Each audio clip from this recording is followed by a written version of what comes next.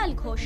মাত্র বছর দেড়েক আগেও যিনি ছিলেন সদাব্যস্ত, সংবাদপত্র, টেলিভিশন চ্যানেল সামলানো সহ আরো নানা কাজের চাপে যার কাছে 24 ঘন্টাও এক সময় কম বলে মনে হতো। সারদাকাণ্ডে জেলে যাওয়ার পর প্রায় আমূল বদলে গিয়েছে সেই ছবি। ঘন্টার পর ঘন্টা বরাদে মুখ চেপে বসে থাকা কিংবা বিরামহীনভাবে সেলের ভিতরেই পাইচারি, কখনো কখনো গুনগুনিয়ে গান। 6x4 ফুটের ছোট্ট জেল কুঠুরিতে এটাই কাজ কুণাল ঘোষের। এটা একটি অ্যাডজাস্টমেন্ট ডিসঅর্ডার হিসেবেই আমার মনে হয় এটি হতে পারে।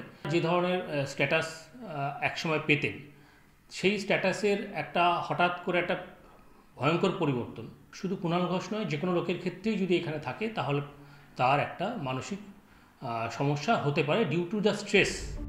ইতিমধ্যে একবার আত্মহত্যার চেষ্টা করেছেন কুণাল ঘোষ। এরপর থেকে আরও কড়া জেল কর্তৃপক্ষ। তার মানসিক অবস্থা পরীক্ষার জন্য শুক্রবার জেলেই মনোবিদ ডেকে পাঠিয়েছিল প্রেসিডেন্সি জেল কর্তৃপক্ষ। মেলেনি কোনো সমস্যা।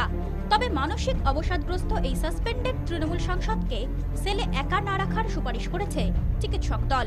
তারা বলেন, কুণাল ঘোষকে একা রাখা যাবে না, একাকিত্ব থেকে সমস্যা হতে পারে।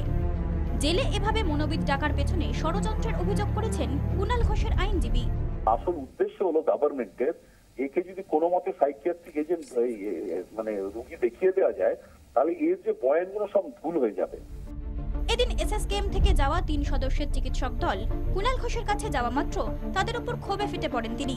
বলতে থাকেন, মদন মিত্রকে ভুয়ো সার্টিফিকেট দিয়ে অসুস্থ দেখানো হচ্ছে। গর্বের এসএসকেএমকে লজ্জায় পরিণত করবেন না বলেও মন্তব্য করেন কুণাল। ব্যুরো রিপোর্ট, 24 ঘন্টা।